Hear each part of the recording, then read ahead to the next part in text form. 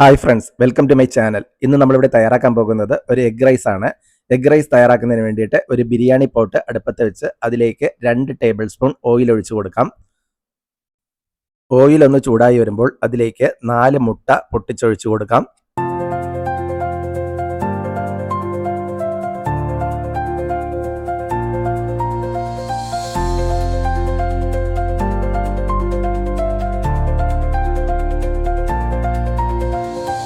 അര ടീസ്പൂൺ ഉപ്പ് കൂടി ചേർത്ത് മുട്ട നന്നായിട്ടൊന്ന് ചിക്കിയെടുക്കാം.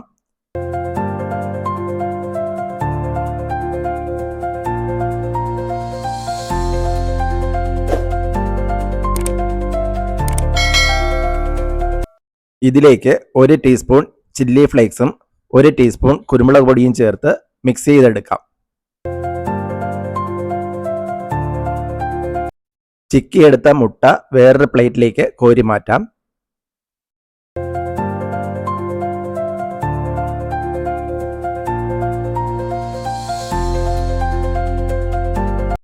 മുട്ട ചിക്കിയെടുത്ത അതേ ബിരിയാണി പോട്ടിൽ തന്നെ 3 ടേബിൾ സ്പൂൺ ഓയിൽ കൂടി ഒഴിച്ചു കൊടുക്കാം.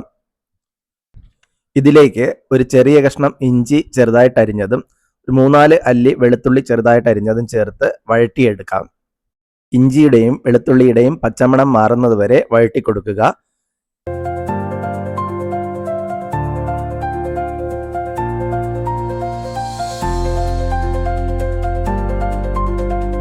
ഇഞ്ചിയുടെയും വെളുത്തുള്ളിയുടെയും പച്ചമണം മാറി വരുമ്പോൾ ഇതിലേക്ക് ഒരു മീഡിയം സൈസ് സവാളയും 2 ക്യാരറ്റും ചോപ്പ് ചെയ്തത് ഇതിലേക്ക് ചേർത്ത് കൊടുക്കാം. കൂടെ തന്നെ ഇതിലേക്ക് 2 പച്ചമുളക് ചെറിയ കഷ്ണങ്ങളാക്കിയതും കൂടി ചേർത്ത് നന്നായിട്ടൊന്ന് വഴറ്റിയെടുക്കാം. സവാള ഒന്ന് ബ്രൗൺ കളർ ആകുന്നത് വരെ വഴറ്റി കൊടുക്കാം.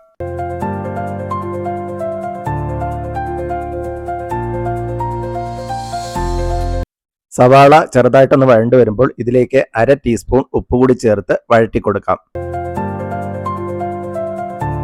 സവാള ഒന്ന് ബ്രൗൺ കളറായി വരുമ്പോൾ ഈ ലോ ഫ്ലെയിമിലാക്കിയതിന് ശേഷം പൊടി ഐറ്റംസ് ചേർത്ത് കൊടുക്കാം.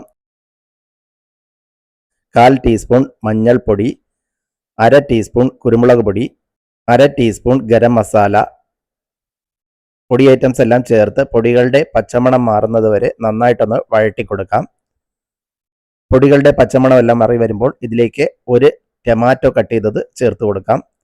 ടൊമാറ്റോ കട്ട് ചെയ്തതും ചേർത്ത് നന്നായിട്ട് വീണ്ടും വഴറ്റി കൊടുക്കാം.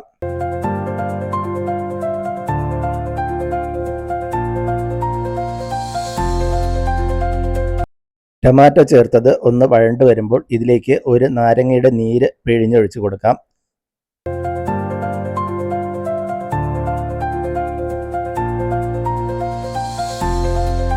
നാരങ്ങ നീര് പിഴിഞ്ഞൊഴിച്ച് മിക്സ് ചെയ്തെടുക്കാം. ഇനി ഇതിലേക്ക് നമുക്ക് വേവിച്ച് മാറ്റി വെച്ചിരിക്കുന്ന ബസ്മതി റൈസ് ചേർത്ത് കൊടുക്കാം.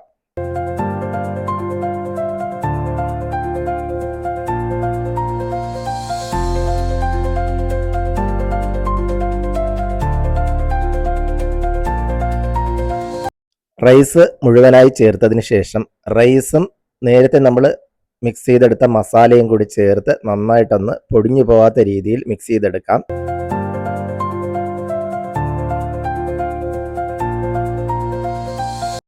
റൈസും മസാലയും മിക്സ് ചെയ്തെടുത്തതിന് ശേഷം നേരത്തെ നമ്മൾ ചിക്കി മാറ്റി വെച്ചിരിക്കുന്ന മുട്ട ഇതിലേക്ക് ചേർത്ത് കൊടുക്കാം. മുട്ടയും ചേർത്ത് നന്നായിട്ടൊന്ന് പൊടിഞ്ഞു പോകാത്ത രീതിയിൽ തന്നെ ഇളക്കി യോജിപ്പിച്ചെടുക്കാം. ഇതിലേക്ക് കുറച്ച് മല്ലിയിലയോടെ ചേർത്ത് കഴിയുമ്പോൾ നമ്മുടെ എഗ് റൈസ് ഇവിടെ റെഡിയായി വന്നിട്ടുണ്ട്. വളരെ ടേസ്റ്റിയും വളരെ ഈസിയുമാണ് ഇത് തയ്യാറാക്കുന്നതിന്.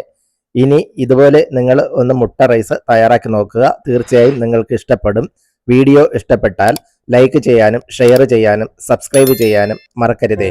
മറ്റൊരു വീഡിയോയുമായി വീണ്ടും കാണാം. Thanks for watching.